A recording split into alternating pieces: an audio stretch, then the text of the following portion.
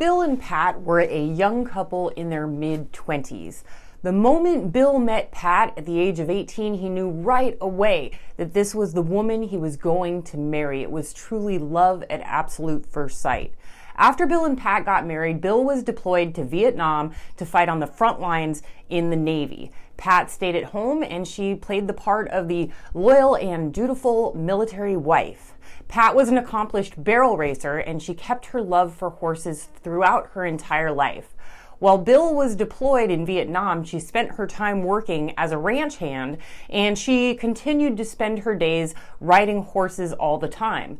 Bill was your typical man's man that enjoyed the finer things in life. He enjoyed parties, sports cars, water sports, you name it. Since Pat was from California and Bill was from Ohio, the couple would spend 2 years in California and then they would spend 2 years in Ohio to allow each other a fair amount of time to spend with each of their families before they would then make the transition or the switch back to the other state. On February 28, 1978, Bill and Pat were headed from Livermore to Fremont, California to visit with Pat's parents before they made the trip back to Ohio for the next 2 years. What they saw that night changed both of their lives forever.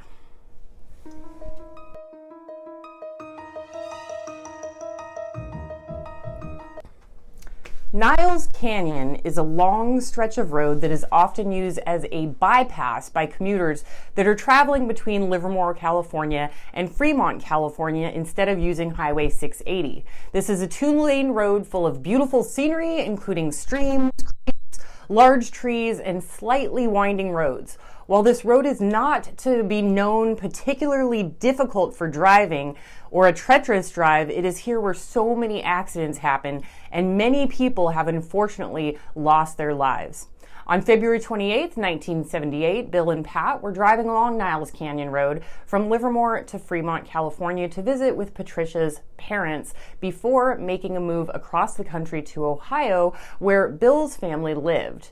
To them, it was just another drive that they had made several times before. And while making this drive at a regular speed, Bill saw in the distance in front of him what appeared to be a police barricade on one of the bridges. The couple was pretty disappointed. They had realized that when they saw all the red and blue lights, that it's more than likely that this means that there was an accident, and they were sort of regretted taking that way instead of taking 680, the alternate route, which is typically known as being more safe. They approached the red and blue lights, and a police officer was staring about 10 feet away from the driver's side of the car, motioning for Bill to just move forward.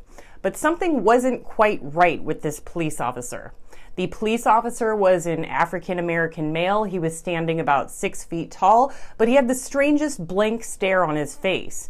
He did not blink, he did not break eye contact with Bill, and he continued to motion him to move forward. Given all the lights and the commotion that were in the surrounding area on the bridge, the young couple proceeded just as they were supposed to, slowly and with caution.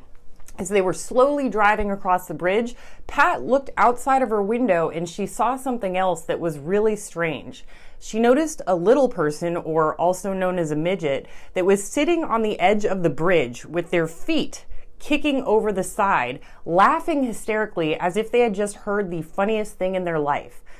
Pat could not really tell if this little person was completely distraught by the car accident, that they were unconsolable, or thought that maybe this little person was a part of the accident itself and was maybe losing their mind at the guilt for being the cause of the accident itself. Despite these strange incidents, the car moved forward slowly. As both of them looked at each other, they sort of had this strange look in their eyes, and at the end of the bridge, the police barricades were gone, but Bill wasn't sure if he should speed up yet, so he just continued moving slowly, and that is when it happened. To the right of the car, on the passenger side, about 5 feet from Pat's door, was a young, slightly translucent woman with no legs and no face. Pat would later describe her face as looking like a pancake with no facial features whatsoever. Pat was completely frozen in fear and could not muster the courage or the voice to relay to Bill what she was seeing. Bill was still preoccupied with maneuvering the car around all of the lights and all the commotion and getting past the last of the roadblocks. After the car passed the translucent woman, Pat finally said to Bill, "Go, go, go, get out of here, get out of here." Bill looked at Pat like she was crazy. Then he looked in the rearview mirror, and there was nothing there. The roadblock, the police officer, the red and blue lights, the barricades, the little person on the side of the bridge were all gone. So of course, they hightailed it out of there as fast as they possibly could in complete fear for their lives and no understanding whatsoever what they just saw. Several years later, Bill and Pat had grown a family and they ended up separating a long time later, many years later. Pat gained custody of the children and remained in Livermore, California, while Bill went ahead and moved over with his family in Ohio. Pat continued along telling her children this story, who of course were a bit skeptical, but they were always told to never, ever drive on Niles Canyon Road at night. Before the children were about to get their driver's licenses, the daughter went over to ask her father in Ohio about the incident. Bill, being a natural-born skeptic and a tough military man, he simply told his daughter, "I don't know what you're talking about." However, his words did not exactly match his body language. Bill and Pat were my parents, and I have never been on Niles Canyon in the dark. So this, of course, begs the question, what is the cause of all of the car accidents in Niles Canyon? Is it possible that maybe this ghost encounter was a replaying of the actual accident that happened with the White Witch? The urban legend states that back in the 1930s, there was a girl who was hitchhiking from Niles Canyon to San Francisco, and she was asking for a ride and got hit by a car. So every night on February 28th, it just so happens that she is trying to stop people asking for a ride. But maybe this was a replaying of the time that happened after she was hit by the car. Maybe the midget on the side of the bridge was the person who hit her and went hysterical or mad and lost their mind. Maybe the police officer was reliving that horrible moment when he came across a teenager's body. Nobody really knows. But you also have to ask the question, are all of the accidents that happen on Niles Canyon due to seeing the White Witch?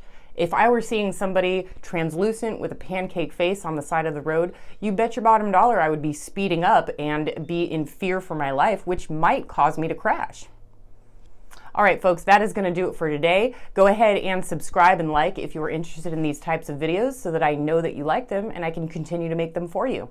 Talk to you later. Until next time.